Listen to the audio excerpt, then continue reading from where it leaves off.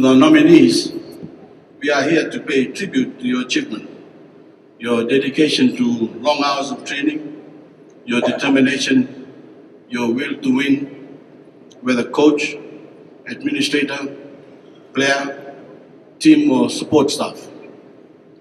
To those who might fall short of the winning post tonight, we also convey our congratulations.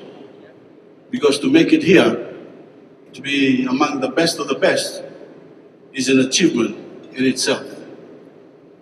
You all have shown discipline and commitment, competing in a spirit of friendly competition, winning with humility, and losing with grace are all marks of a great athlete and a sports person. Tonight, we are all celebrating the 50th anniversary of the Pacific Games, which had their birth right here in Suva in 1963. We pay tribute to those who came before and thank them for the half-century of sporting memories they gave us. Ladies and gentlemen, we are a nation that loves its sport. We follow the fortunes of our favorite teams with eager participation and heightened nerves. We pledge them allegiance, relish in their victories, and stick with them even through the most bitter defeats. Sports at the various levels give us a pride for ourselves, for our school, for our town or city, for our district, and for our nation. And of course, they are one of our favorite pastimes. Sport will be found in Fiji wherever there is a will and desire to compete, in parks, parking lots, school ovals, and open fields. But sports are not only important because we enjoy them, but because they encourage fitness, teach healthy competition, and promote social cohesion.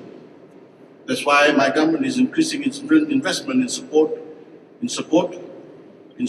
especially among young people.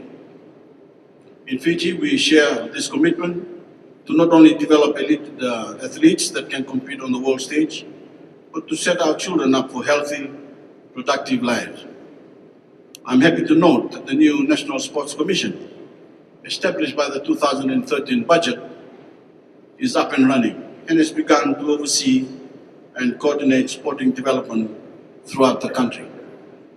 This year also has seen the opening of the ANZ Stadium. Never before have Fijians enjoyed a magnificent venue as this. The new stadium offers our athletes and spectators a world-class facility. It enhances Fiji's ability to bid for and host regional and international sporting events, and opens up new opportunities for the development of our young athletes.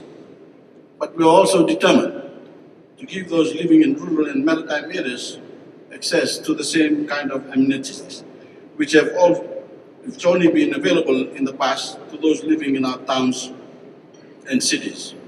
So we're targeting to build 3 integrated sporting facilities at Gunindawa, Senganga, and Voreqe, followed by 3 more on Ngau, Kandawu, and at Korbo in Teilevu. Ladies and gentlemen, finally, I would like to talk about the importance of unity, of us all working together to build our nation. Just as a sporting team can only win with teamwork, the same goes for our beloved Fiji. This means no standing on the sidelines. It's up to each of us to take a stake in Fiji's future as we gear up for Fiji's parliamentary elections next year, based on the idea of one person, one vote, one value. I'd urge you all to think carefully about the kind of Fiji you want for yourselves and eventually your own children. Ladies and gentlemen, I hope you all have an enjoyable evening, and congratulations once again to all the nominees. Before I finish, I have one more thing to do. In 2003, when I was Vice President of FASNOC, I was given the task to look after the Karate and the Judo Association. So this year, it's my great pleasure to grant this year's Prime Minister's Award to karate. Now, and thank you.